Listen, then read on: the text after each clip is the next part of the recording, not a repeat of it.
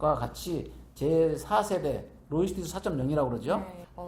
부회장님이 중점을 두신 현장 중심 경영과 범재 경영론은 계속되고 있는지도 궁금합니다. 예, 그렇습니다. 현장 경영론과 범죄 경영론은 네.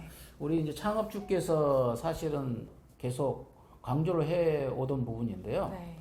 현장을 모르고 정책 결정을 하면은 그 정책 결정이 틀린다.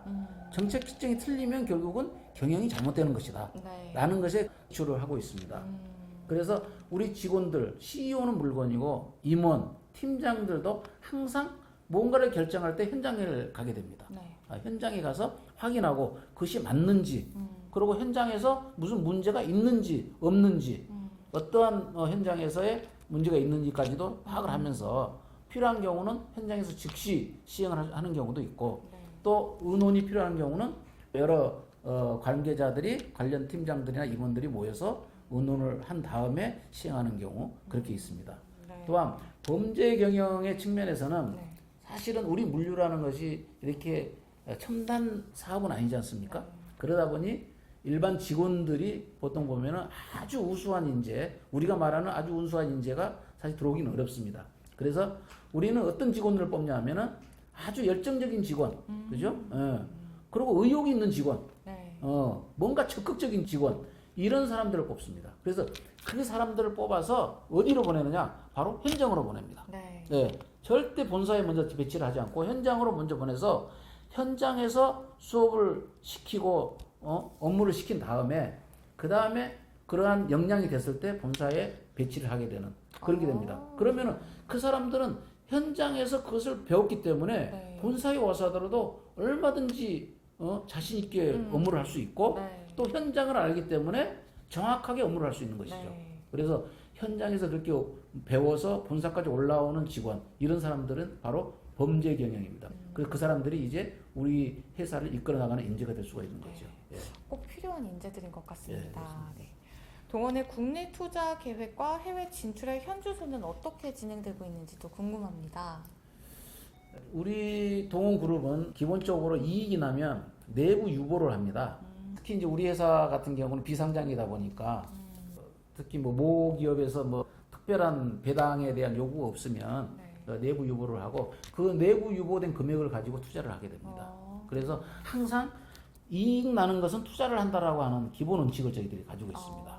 그래서 오히려 투자를 하지 않으면은 우리 그 경영자들이나 임원들이 오히려 야단맞게 되는 어떤 그런 분위기가 형성이 되는데 이제 그만큼 투자에 대한 어떤 의욕이 강하다고 볼 수가 있는 것이죠. 그렇기 때문에 계속 동원그룹은 여태까지 성장을 해왔다고 볼 수가 있습니다. 그래서 항상 투자는 네. 두 가지 부분인데 첫째, 기존에 있는 약한 부분을 어떻게 보완할 것이냐에 대한 투자 부분, 그리고 새로운 성장을 동력을 확보하기 위해서 어느 신규 분야에 투자를 할 것이냐에 대한 부분, 이 두 가지를 같이 겸하고 있는데 현재는 두 개 다 같이 잘 이루어지고 있다고 볼 수가 있겠고요. 네. 그다음에 해외적인 측면에서는 저희들이 이제 그동안 코로나 때문에 조금 주춤했습니다만은 이제 미국에 저희들이 스타키스트 100% 계열사가 있습니다.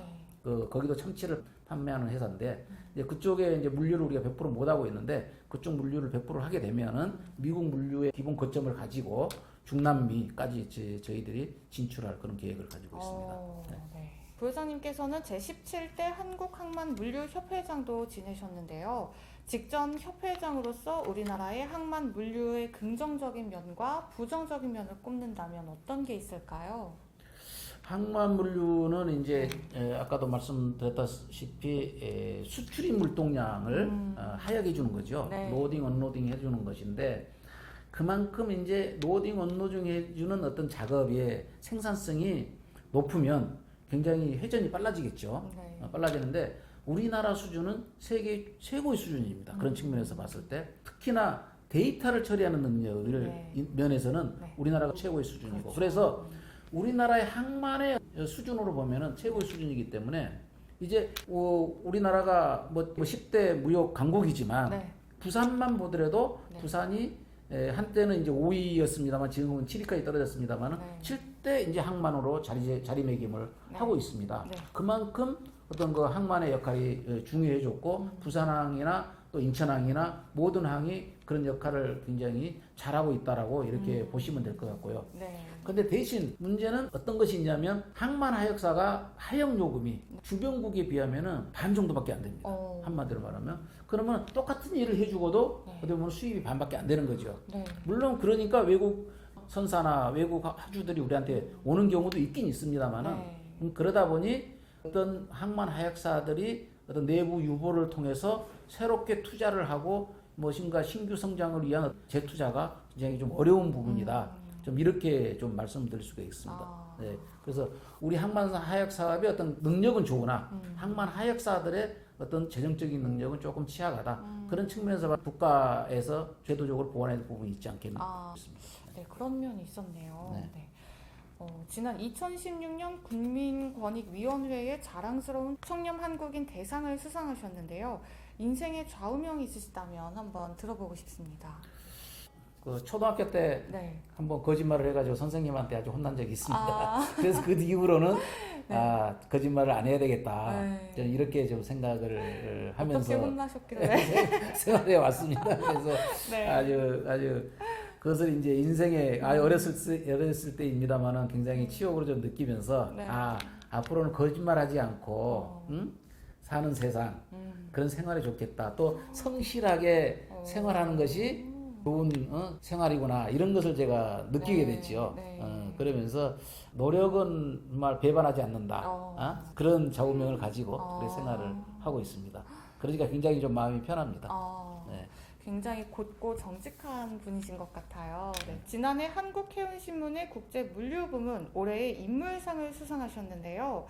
우리나라 국제물류에 대해 평가하신다면 어떤 평가를 내리시겠습니까? 저희가 이제 2016년에 한진해운 그 파산 사태를 겪었습니다. 네. 그 전까지만 해도 저희가 상당히 그 10위권 안에 드는 해상 강국이었는데 한진해운이 파산하면서 굉장히 좀 10위권 밖으로 밀려났죠. 네. 그 이후로 해수부에서 이제 한국해운 5개년 재건 5개년 계획을 세웠습니다. 네. 그래서 이제 해양진흥공사도 만들고 해서 우리 선박을 건조하는데 대출도 좀 해주고 선박을 사는데 이렇게 지원도 좀 해줌으로써 굉장히 지금은 좀 많이 그 위상이 올라왔다고 평가를 하고 있습니다. 네. 그런 면에서 그 어떤 캐파는 어떤 하드적인 측면이고 네. 저는 이제 국제물류라는 것이 또 소프트웨어 측면이 있지 않겠습니까? 그래서 소프트웨어라는 것은 그동안에 우리가 노하우로 축적해 온 거기 때문에 그건 없어진 건 아니거든요. 네. 그래서 저는 우리나라의 어떤 해운 회사들 뿐만 아니고 이런 국제물류 회사들이 가지고 있는 노하우는 상당히 많이 쌓여 있다. 네. 굉장히 그 경쟁력이 높다. 이렇게 생각을 좀 하고 있고요. 그래서 앞으로 이런 해운적인 측면에서 국제물류는 굉장히 앞으로 발전 가능성이 있고 반드시 우리가 또 발전시켜 나가야 될 그런 부분이다. 저는 네. 그렇게 생각을 하고 있습니다. 네. 성공리에 열린 부산 세계물류총회에 대해 한 말씀 부탁드립니다. 세계 이제 최대 규모 행사인 이제 국제 물류협회 세계 총회가 부산에서 이제 개최된다고 하니까 감회가 아주 새롭고 깊습니다. 특히 부산은 세계에서 가장 큰 항구 중에 하나입니다. 연간 2,300만 TU를 처리를 하고 있고요. 그렇게 처리하는 세계 7대 항구인데 네. 그 위상에 걸맞게 이제 부산에서 이렇게 국제물류협회 세계 총회를 개최하는 것을 보니까 참으로 국격이 상당히 위상이 많이 높아졌다 이렇게 생각을 하고 있고요. 특히 우리나라는 물류 입국의 나라라고도 볼 수 있습니다. 사실 저희들이 전전 정부에서도 물류 입국에 대한 내용을 많이 강조를 했습니다만은 앞으로 이제 부산에서 2030년이 되면은 부산 세계 엑스포 박람회가 이제 또 열리게 되겠죠. 물론 이제 저희들이 뭐 유치를 해야 되겠습니다만은 막 그거에 따른 영향도 같이 좋은 영향을 미치지 않을까 이렇게 생각을 하고 있습니다. 네. 저도 참 뿌듯한데요. 네. 네. 그렇다면 스스로가 생각하는 인간 김종성은 어떤 사람인지 궁금합니다.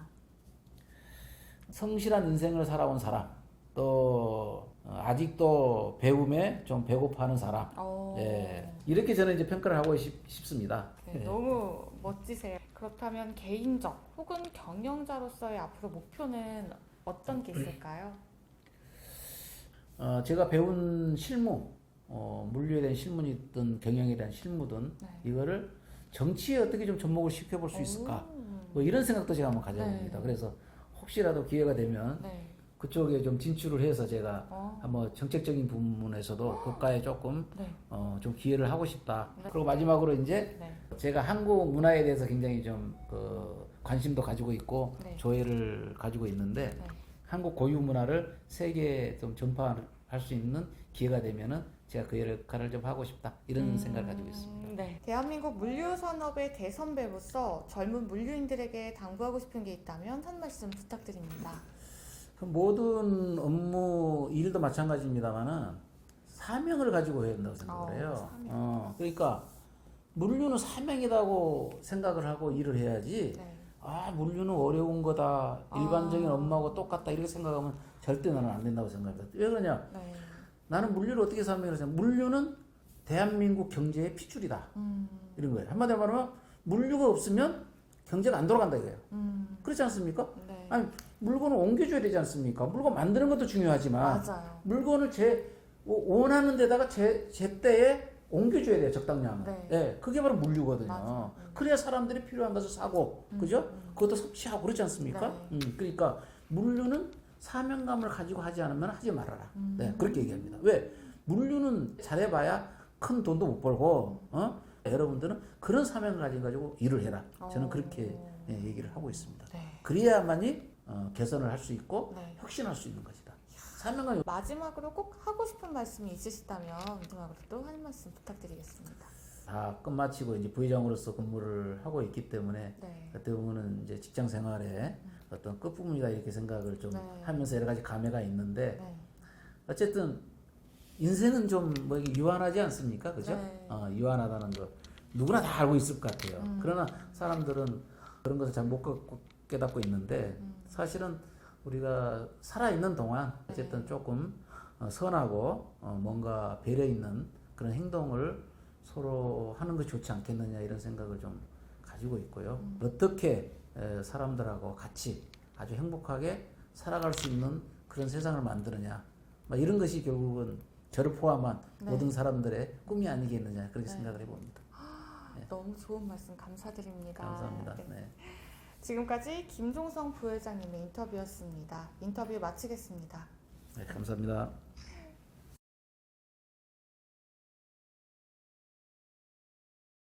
그러면 편집해서 그냥 이것만 네. 넣을까요? 실제로 보니까 엄청난 동안이신데요. 아이, 감사합니다. 왜 특별하게 관리하는 비법이 있으실까요? 너무 궁금해요. 저희 회사는 이제 참치 회사로 유명하지 네. 않습니까? 네. 그래서 필기해야지. 예.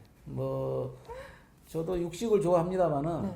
또 우리 수산 회사를 또 다니다 보니까 아무래도 또 이렇게 어류를 좀 많이 먹게 되는 것 같아요. 네. 특히 이제 또 참치 회사다 보니까 참치 회도 먹고 네. 그다음 참치 통조림도 먹고 네. 이러다 보니까 어류 섭취가 아. 상당히 그 몸에 좋은 것 같은 느낌을 좀 많이 아, 받았습니다. 그쵸. 특히 이제 뭐 우리 그 등푸른 생선이라고 그래가지고 네. 등푸른 생선을 먹으면 그 DHA가 또 많다고 네. 그러지 않습니까? 네. 머리도 좀 맑아지고 맞아요. 그래서 치매도 예방이 되고 뭐 이렇습니다. 또 미국에서 직수입하고 있는 GNC라고 있습니다. 아. GNC 회사에 여러 가지 영양 보조제가 있는데 네. 그 중에서 이제 비타민 C는 제가 꼭 오. 챙겨 먹고 있습니다.